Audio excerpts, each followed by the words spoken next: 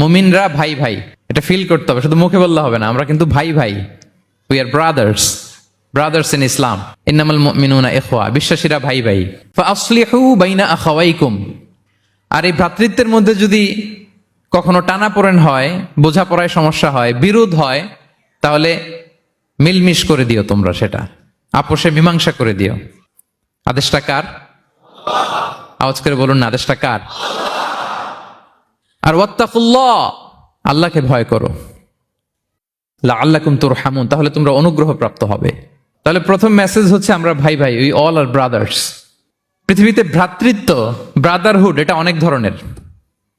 এক নম্বর ভ্রাতৃত্ব হচ্ছে আল উখুয়া আল ইনসানিয়া, মানবিক দিক থেকে ভাই। যারাই মানুষ তারাই ভাই, কারণ আমাদের আদি পিতার নাম, আদিমাতা Adam and Eve. We came from the very same source, same origin. একটা জায়গা থেকে আসছে। সবার বাপ যদি একজন হয়, সবার মা যদি একজন হয়, তো আমরা সবাই কি? সুবহানাল্লাহ পড়বেন না? তাহলে ভ্রাতৃত্বের একটা রূপ হচ্ছে আল উখুয়া আল ইনসানিয়া, মানবিক দিক থেকে ভাই। সেই হিসেবে হিন্দু আমার ভাই, খ্রিস্টানও আমার ভাই, বৌদ্ধ আমার ভাই, নাস্তিক আস্তিক সবাই আমার ভাই। এটা হলো ভ্রাতৃত্বের একটা ধরন। ভ্রাতৃত্বের আরেকটা ধরন হচ্ছে আল উখুয়া আন নাসাবিয়া, বংশীয় ভাই, বংশের সম্পর্ক বা রক্তের সম্পর্ক। যেমন আমার চাচাতো ভাই, খালাতো ভাই, আরো ক্লোজে গেলে আমার আপন ভাই, মায়ের পেটের ভাই, এক রক্তের ভাই, ঠিক কিনা বলেন? এটা গেল 2 নাম্বার, এটা রক্তের সম্পর্ক। 3 নাম্বার হচ্ছে আল উখুয়া আদ-দীনিয়া, দ্বীনি ভাই। আর আমরা এটা নিয়েই কথা বলছি, আল উখুয়া আদ-দীনিয়া। ইন্নামাল মুমিনুনা ইখওয়াতুন, মুফাসসিরিন ইকরাম বলেছেন ইয়ানি ইখওয়াতুন ফিদ-দীন। মুমিনরা ভাই ভাই হচ্ছে 3 নাম্বার সেন্সে, আমরা দ্বীনি ভাই। আমি আপনাদের কাউকে দেখি নাই, আমাকে হয়তো সোশ্যাল মিডিয়ায় দেখেছেন, কিন্তু সরাসরি হয়তো দেখেন নাই। কিন্তু এই যে আমাদের ভ্রাতৃত্ব, এটা দ্বীনি ভ্রাতৃত্ব, দ্বীনি ভাই। আমরা কি ভাই? এবং ইন্টারেস্টিংলি এই দ্বীনি ভাই বা দ্বীনি ভ্রাতৃত্ব আগের 2টার চেয়েও মজবুত। কখনো কখনো এটা রক্তের সম্পর্ককেও ছাড়িয়ে যায়। সুবহানাল্লাহ পড়েন। বদরের যুদ্ধে এই পাশে কুরাইশরা মানে মুশরিকরা, এই পাশে মুমিনরা। এমনও হয়েছে রাসূল সাল্লাল্লাহু আলাইহি ওয়াসাল্লামের পক্ষে মুমিনদের ওখানে এক ভাই, আর আবু জাহেলের সাথে আরেক ভাই, দ্বন্দ্ব সংঘাত। এই ভাই ওই ভাইকে হত্যা করেছে দ্বীনের কারণে। তার মানে দ্বীনি ভ্রাতৃত্ব এটা এত মজবুত, এটা মাঝে মাঝে রক্তের সম্পর্ককেও ছাড়িয়ে ছাপিয়ে উপরে উঠে যায়। আল্লাহু আকবার। এবং আমাদের দৃষ্টান্ত দিয়েছেন বিষ্ণু ইসা ইসলাম। তিনি বলেছেন তোমরা সবাই দ্বীনি ভাইয়েরা সবাই মিলে এক দেহ এক প্রাণ। বিষ্ণুই বলেন মাসালুল মুমিনিনা ফি তাওয়াদ্দিহিম ওয়া তারাহুমিহিম ওয়া তাআতুফিহিম মাসালুল জাসাদ। মুমিনদের ভালোবাসা সম্পর্ক, এটার দৃষ্টান্ত হচ্ছে পারস্পরিক ভালোবাসা সম্পর্ক হচ্ছে কামাসালিল জাসাদ, এটা একটা দেহের মতো। আমরা সবাই মিলে এক দেহ। দেহের কোনো অঙ্গ যদি ইনজুর্ড হয়, সারা দেহ যেমনি কষ্ট পায়, বিশ্বের কোথাও আমার কোনো দ্বীনি ভাই যদি কষ্ট পায়, আমাদের প্রত্যেকের হৃদয়ে রক্তক্ষরণ ঘটে। চিল্লায় বলেন ঠিক কিনা? আপনার পা কেটে গেছে, এখন আমরা কি এরকম ভাবি যে পা গেছে তো কি হয়েছে, পাই না, কষ্ট পাবে, সারা দেহ তো ওকে। ব্যাপারটা কেমন?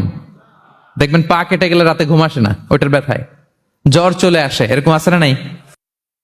এই জন্য বিষ্ণু ইসলাম বলেছেন মাসালুল জাসাদ, একটা দেহ, দেহের এক অঙ্গ ইনজুর্ড হলে যেমনি সারা দেহ কষ্ট পায়, পুরো দেহটা রাত জেগে থাকে, জ্বর এসে যায়, তেমনি গোটা বিশ্বের কোনো প্রান্তে, কোনো জনপদে, কোনো এলাকায় কোনো মুসলিম ভাইয়ের যদি কষ্ট হয়, সেটা আমাদের হৃদয়ে যেয়ে লাগে। ঠিক কিনা বলেন? ফিলিস্তিনের ভাইয়েরা যদি কাঁদে, আমাদের ভালো লাগে? কাশ্মীরের ভাইরা যখন গৃহহীন হয়, আমরা এটা সহ্য করতে পারি? মিয়ানমারে আমার মুসলিম ভাইরা যখন নির্যাতিত হয়, আমরা কি এটা মেনে নেই? কারণ এক দেহ এক প্রাণ। আমরা যদি কোরআনের দিকে তাকাই, আল্লাহ তাআলা বলেছেন আমাদের সম্পর্কটা হচ্ছে রোহামা ও বাইনাহুম। রোহামা, একে অপরের প্রতি আমরা সফট হার্টেড, রহম দিল, একে অপরের প্রতি সফট হার্টেড। কোরআনের অন্য জায়গায় এসেছে বুনিয়ানুম মারসুস, সীসা ঢালা প্রাচীরের মতো আমাদের সম্পর্ক। হাদিসে এসেছে এক ভাই হচ্ছে আরেক ভাইয়ের মিরআতুল মুমিন, এক মুমিনের জন্য আরেক মুমিন হচ্ছে আয়না। আয়নার সামনে দাঁড়ালে দেখা যায় যে আমার এখানে একটা দাগ, তারপর আয়নার সামনে দাঁড়ালে আমাকে ঠিক করে নেওয়া যায়, গুছিয়ে নেওয়া যায়। তার মানে আমার সমস্যা, আমার ভুল, আমার খুঁত, আমার স্পট, এটা আয়না বলে দেয়। মুমিনরাও এরকম, এক ভাই আরেক ভাইকে সংশোধন করে দেয়। সুবহানাল্লাহ পড়েন। এবং কোরআন কখনো কখনো আমাদেরকে বলেছে যে ওয়ায়ুফিরুনা আলা আনফুসিহিম ওয়ালাউ কানা বিহিম খাসাসা, ভ্রাতৃত্বের সম্পর্কটা এমন হবে যে নিজের প্রয়োজনের চেয়েও মুমিন ভাই তার অন্য ভাইয়ের প্রয়োজনকে গুরুত্ব দিবে। পড়েন সুবহানাল্লাহ। আমার প্রয়োজন, তারপর আমি না নিয়ে আমার ভাইকে দিব। এরকম নিদর্শন আমাদের মধ্যে আছে না নাই? আপনারা ইয়ারমুকের যুদ্ধের নাম শুনেছেন, হিজরি 15 সালের কথা। বিষ্ণু ইসা ইসলামের ইন্তেকালের 4-5 বছর পরের ঘটনা। ওমরে ফারুক রাদিয়াল্লাহু তাআলা আনহু, উনি হচ্ছেন তখন আমাদের খলিফা, the second caliph of Islam, আমিরুল মুমিনিন, খলিফাতুল মুসলিমিন। তো ইয়ারমুকের যুদ্ধে আল্লাহ তাআলা আমাদেরকে বিজয় দান করেছিলেন। কিন্তু এমনি এমনি বিজয় আসে নাই, এমনি এমনি আসে নাই। একের পর এক সাহাবারা আহত হয়েছেন, নিহত হয়েছেন, মানে শহীদ হয়েছেন। এবং যুদ্ধের এক পর্যায়ে এমন হয়েছে, খাবারের অভাবে, পানির অভাবে সাহাবারা ছটফট করছিলেন। এক ফোঁটা পানি নাই, রুহু বেরোয় যায়, পানি পানি বলে চিৎকার করছেন। তৃষ্ণায় যখন কাতর, ওই সাহাবীর কাছে পানি নিয়ে আসা হলো, মশক দিয়ে পানি নিয়ে আসা হলো, সামান্য কিছু পানি, যে নেন।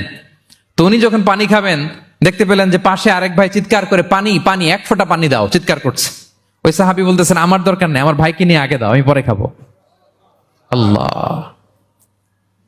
ওই দ্বিতীয় সাহাবীর কাছে যাওয়া হলো এই মশক নিয়ে, যে আপনি একটু পানি খেয়ে তার হৃদয়টাকে শান্ত করেন, ঠান্ডা করেন। তিনি যখন পানি মুখে নিতে যাবেন, পাশে আরেক ভাই চিৎকার করছে, পানি পানি, এক ফোঁটা পানি দাও। ওই সাহাবী বললেন, আমাকে না, আমার ভাইকে দাও, আমার আগে আমার ভাইকে দাও। ওই সাহাবার কাছে নিয়ে যাওয়া হলো, যে আপনি আগে খান।